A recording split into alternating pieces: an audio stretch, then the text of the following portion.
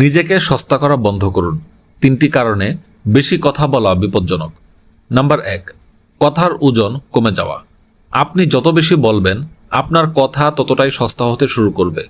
মানুষ তাদেরকেই সবচেয়ে বেশি গুরুত্ব দেয় যারা কম বলে কিন্তু দামি কথা বলে।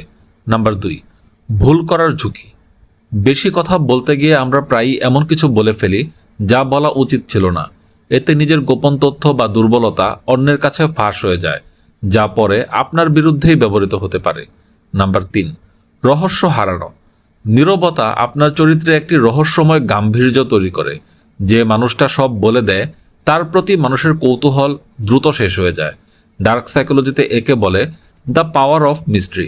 মনে রাখবেন, আপনার নীরবতা অনেক সময় হাজারটা শব্দের চেয়েও বেশি শক্তিশালী। আপনার কাজকে কথা বলতে দিন, নিজেকে নয়। একমত হলে কমেন্টে একটি রেড হার্ট দিয়ে যেতে পারেন।